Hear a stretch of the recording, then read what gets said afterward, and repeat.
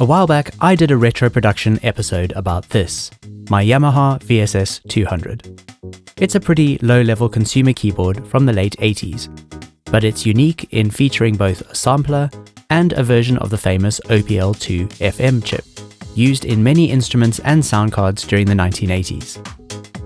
If you want a deep dive into the history and features of the VSS-30, then I suggest you watch my retro production episode first, which I'll link to here.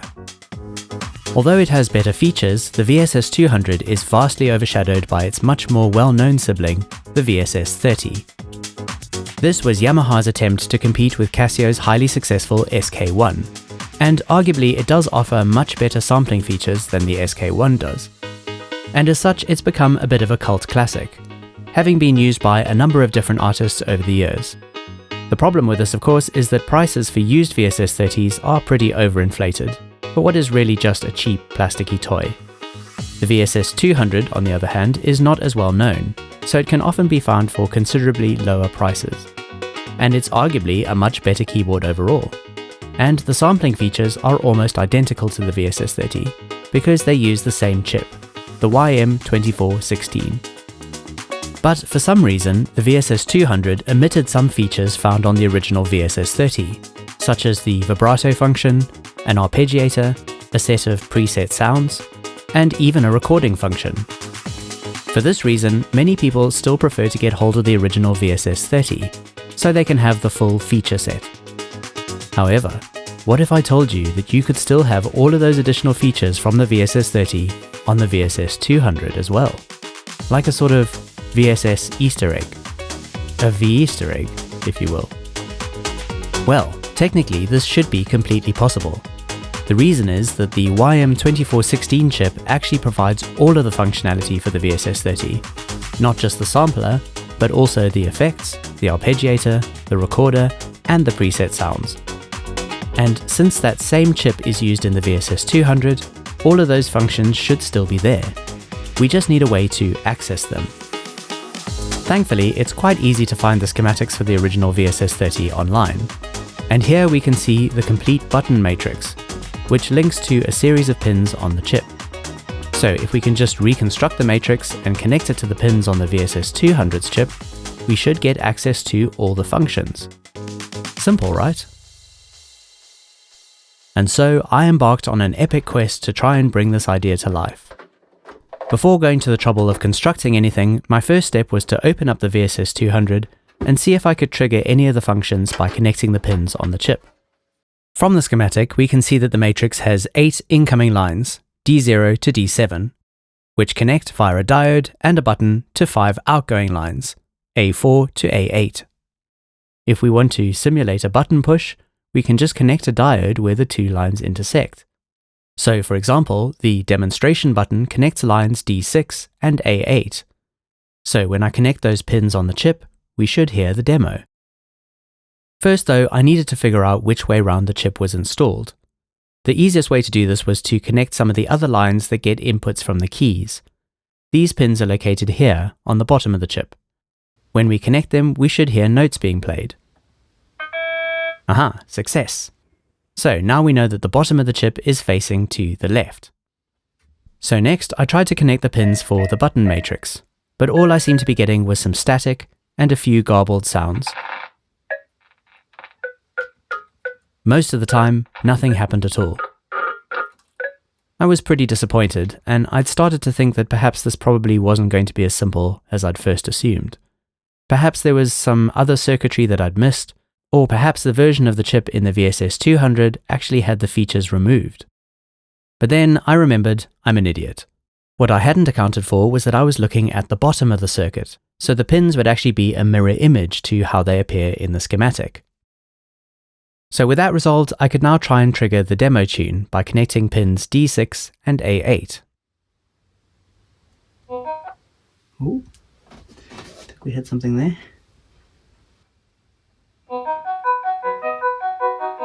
Haha, how good is that?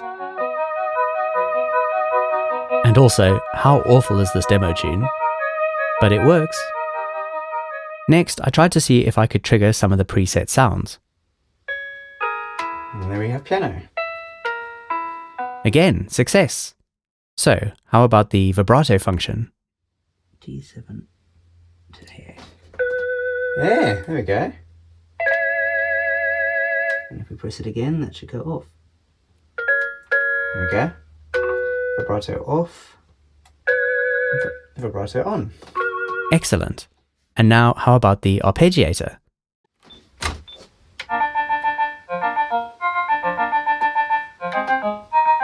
Well, amazingly, that all seems to work. Awesome! So next, I could set about making a more permanent solution. What I didn't want to do was deface the front panel with some ugly buttons. So instead, I decided to link the pins to a D-sub connector.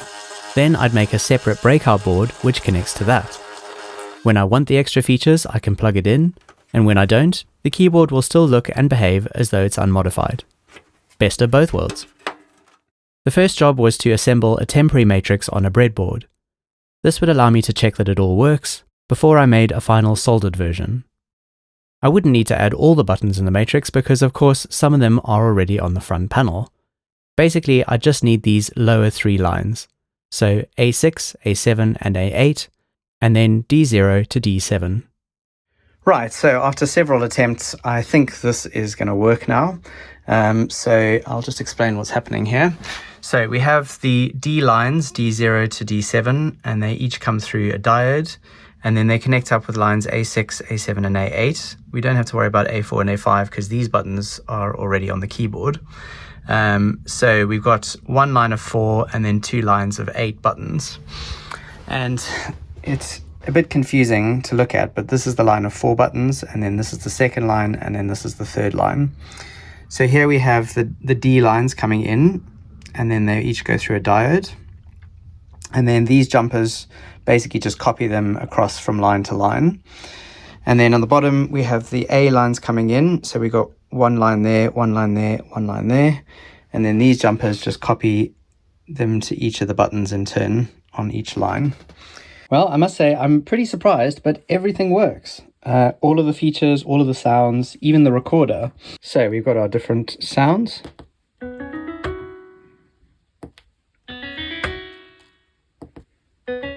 One interesting thing is that the sampler is in a different key. It's a semitone out. So when you play a C, it's actually a B, which is a bit odd. You can sort of counteract it by using the pitch, but it only goes up 7 points, and it's not quite enough to get it in tune. So I'm not quite sure why that is. I'm guessing it's to try and extend the range of the keyboard slightly. But yeah, it's a bit of an odd decision. And I guess that explains why they disabled all the sounds, because it would have been pretty confusing for a user to play something which was half a step out to the rest of the keyboard.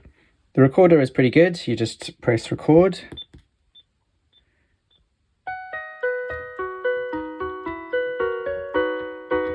And then you stop, and then you can play back.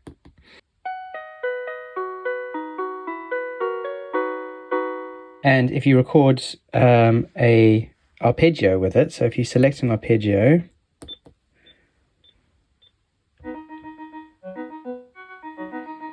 and then you start the recorder,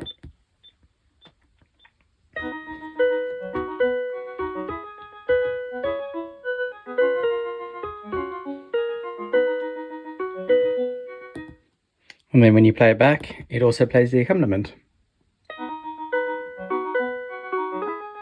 So that's pretty cool. The vibrato is pretty cool as well. So if we just select the piano, and then we select vibrato, it's quite sort of weird and atmospheric. So the next step will be to convert all of this mess into something a bit neater. I did order a DIN cable, and I also ordered some little boards to use to make something. But looking at how this is all laid out here, I think we're going to need several boards. So I'm going to have to think about that a little bit. In the end, I did manage to fit everything onto one board.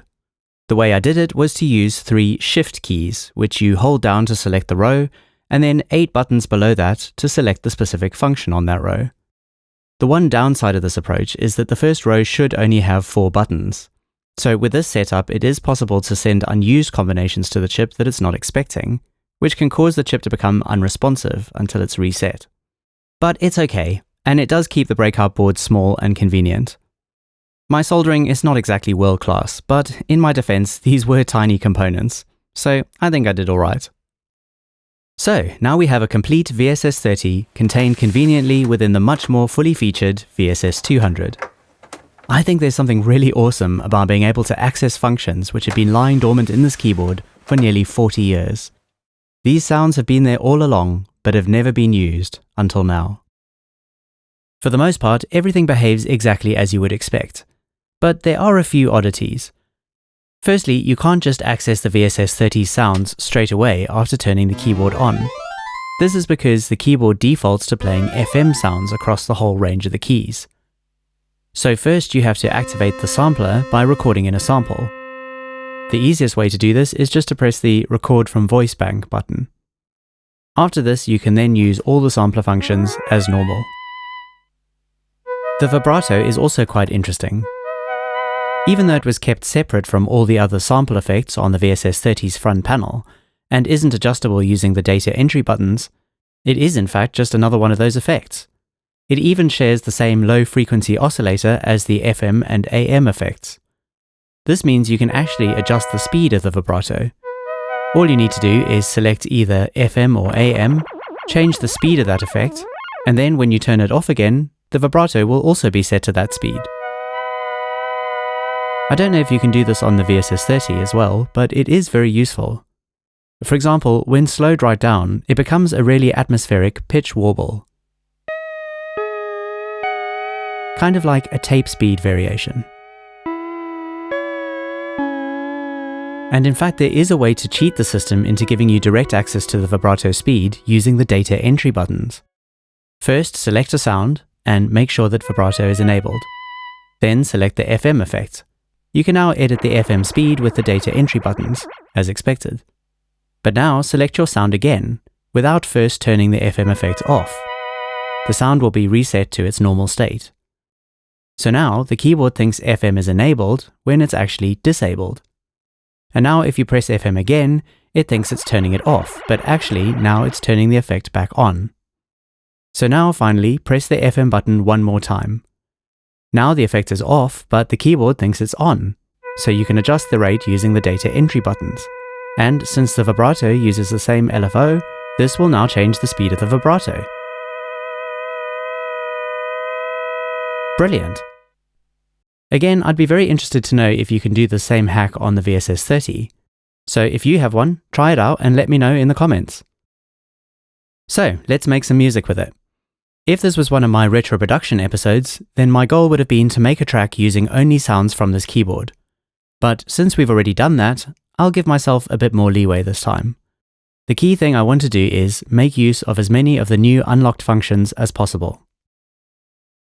Right, so I've spent a couple of days working on this, and here's what I've come up with. In actual fact, although I allowed myself the option to use other instruments, the only non-VSS sounds are the main drums. And even here, I accentuated the standard 8-beat drum pattern with the bossa nova rhythm from the VSS-200.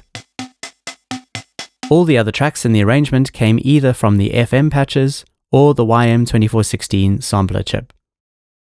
Let's take a look at the melody line. It's actually an old idea of mine from my teenage years, which I've remixed for this track. The main part consists of 2 layers, the brass patch from the VSS-30 sounds, and the music box preset from the VSS-200. Here's the raw brass patch. First I added the vibrato effect and slowed it down so it was more of a slow warble. This adds a nice dynamic creepiness to the sound. Then I adjusted the attack, decay, sustain, and release to make it into a short, stabby type sound. The brass patch on its own doesn't have much high frequency content, so to add some extra interest, I layered it up with one of the FM sounds, music box. I wanted the sound to be short and stabby too, but the FM sounds can't be edited directly. One way to solve this would have been to sample the sound and then use the ADSR editor to adjust it. But the issue there would be that a lot of the high frequency content would have got lost, due to the low sample rate. Instead, what I did was record the FM sound directly, and then add a noise gate to cut the tails off the notes. To mix the two sounds, I added some high-pass filtering on the music box so that only the top sparkle is retained. The low and mid-frequency content is then provided by the brass patch. I then added some common delay on both to tie them together. The main melody is then complemented by a couple of secondary tracks. First, we have this transistor organ patch from the FM sounds. I sampled it and then added a similar slow vibrato effect as on the brass patch, giving it a matching creepy vibe. Then we also have another patch from the VSS-30, Glass Celeste, which I recorded more or less directly, just adding some echo. I also swapped the left and right channels so that the echo was a mirror image of the main melody line, which just helps it sit better in the mix. For some extra rhythmic interest, I added the supporting reggae type line. To create the sound, I first sampled my voice using the overwrite feature to layer up several different octaves.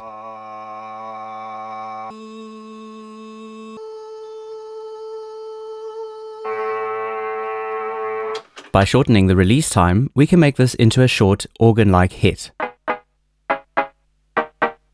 The bass line consists of two separate parts. The first is the slap bass preset from the FM sounds. It's very noisy, but other than that, it's quite a decent patch. Initially, I thought I might sample it so that I could get rid of the noise. But actually, I kind of like it. It almost makes it sound like a real electric bass, plugged into an amp. So instead, I just used a gate to trim some of the excess noise from between the notes. The slap bass doesn't have very much low-end content, however. So to beef it up a bit, I added a second bass part. I started with the wood bass preset and then added some EQ to remove all of the high-frequency content, making it more like a sub-bass. For the breakdown sections, I wanted a way to carry the rhythm without needing any of the main drums. So instead, I used one of the arpeggios from the VSS-30. It's this one, called Begin. I matched the speed as closely as I could on the keyboard, and then used Ableton's warping feature to align it to the exact tempo of the track. In the breakdown, we also have this dark choir patch. To make this, I sampled my voice, overwriting the sample several times in two different octaves.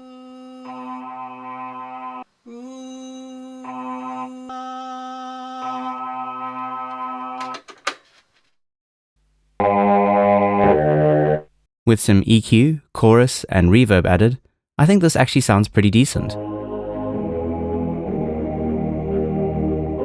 I also used the banjo patch from the VSS-30 to carry the melody line. I added the redux effect in Ableton to give it some 8-bit style aliasing distortion. In the background during the breakdown, and also during the main sections, I wanted some sort of floaty 80s type synth patch to fill in some of the gaps. I tried a few of the FM patches, but none of them really hit the spot. So I decided to create my own. I started with the piano patch and added it to a sampler in Ableton. I adjusted the envelope and filtering to remove all of the noise and grit, while still keeping the initial attack. Then for some extra sparkle, I sampled the drums from the VSS-30 and pitched up the snare sound to make an initial hit. This sounds a bit like a wind-up music box. Finally, I added some chorus, delay, and reverb to give it that classic 80s cheese. The rest of the sounds are essentially just random bits of ear candy to keep things interesting. Most of them are just standard patches on the VSS-30, like this marimba sound, with some effects and EQ added. This galaxy effect is one of the VSS-30 sounds. I just ran my finger up the keyboard and then added some delay. In the intro, we have this sort of spinning type effect. I made this by sampling the rock guitar sound and then adding the AM effect. As I played the note, I gradually increased the frequency. In Ableton, I added an expander to increase the dynamic range, and then the erosion effect to add some distortion. then a filter to sweep up the frequency spectrum, and finally some delay. Alright, let's hear the finished track. While you're listening, bear in mind that a lot of these sounds would have been impossible to get out of the VSS-200 without doing the button mod. The arpeggio, the preset sounds, and the vibrato, which I particularly love. So I think that's pretty cool. Definitely a nice enhancement to the original keyboard. Enjoy! And if you've made it this far, do me a solid and subscribe to the channel. I promise I won't spam you with crappy content.